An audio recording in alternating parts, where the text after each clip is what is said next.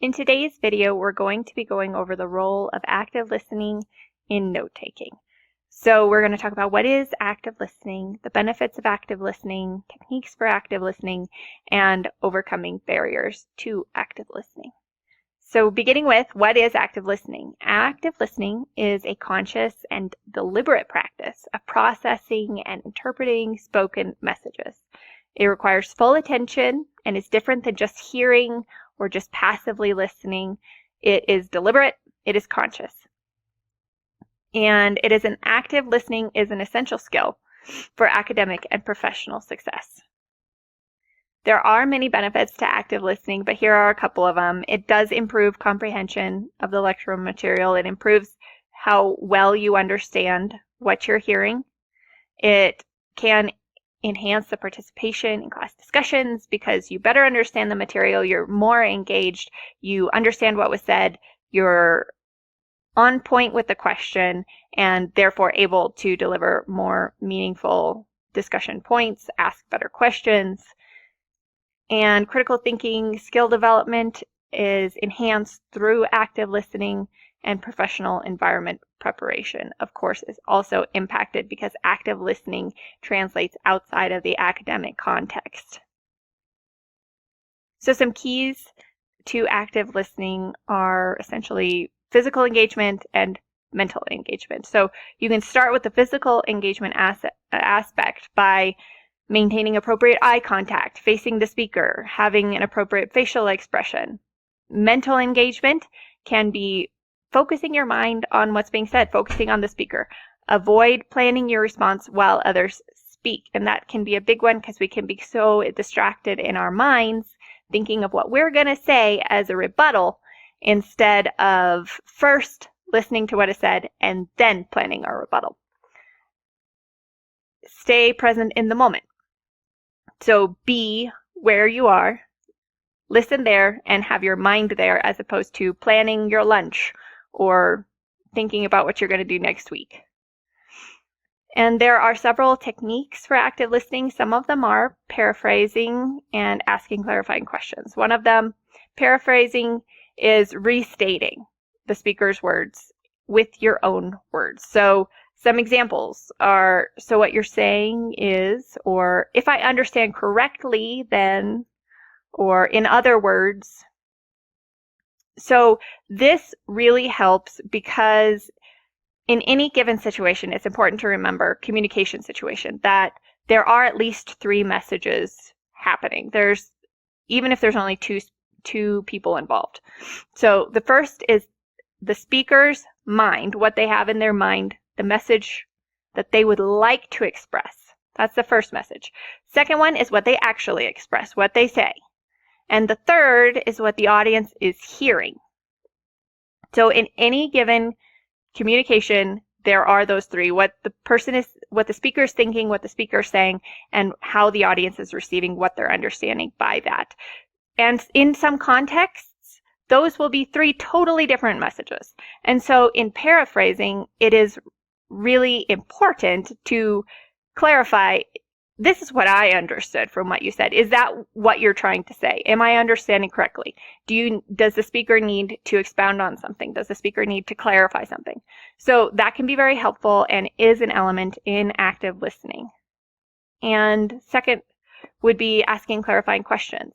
It helps make sure that you understood the concept, and so it can be with questions like, could you explain or what did you mean by this thing that you said, or how does this relate to this other concept? Please explain those connections. Or could you give me an example of this in real life? How is this tangible? How have you seen this play out? So all of those questions help with understanding and help keep you as the listener actively listening and actively engaged. Another technique is providing feedback. So this involves verbal feedback and nonverbal feedback. It can be the verbal feedback of saying, yes, I understand, got it, that's interesting, or follow-up questions are also a form of verbal feedback. And the nonverbal feedback, nodding, appropriate facial expressions, maintaining eye contact, facing the speaker, all of that plays into the nonverbal feedback in this active listening technique. So effective communication is a process that involves more than one person.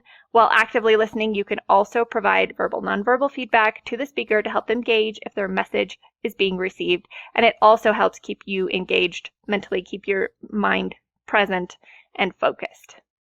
So we're going to address some common barriers to active listening. 1, environmental distractions. If it's super noisy, if it's super cold, for example, it's difficult to focus on a lecture when you're freezing. So keep the environmental distractions in mind. And there are also digital distractions. If your phone is over there chirping with a bunch of messages, then it's hard to stay present in active listening to the lecture or to the topic, instead of having your mind thinking, oh, who's texting me? Who's over there on my phone? Personal biases or preconceptions can be distractive and a barrier to active listening, but that does not mean, of course, we do not have to agree with everything we're being told in a given moment. It does not mean that you do not have a bias, or you're not going to have any preconceptions, or you're not going to disagree with what's being said. What it means is we are going to be present, we are going to listen to the argument, even if you disagree with the argument, and perhaps at the end of the argument, you're going to present your own argument in rebuttal, but we're still present, we're still listening to the information being presented in an active listening way. And an emotional state, if we're very stressed, we're exhausted,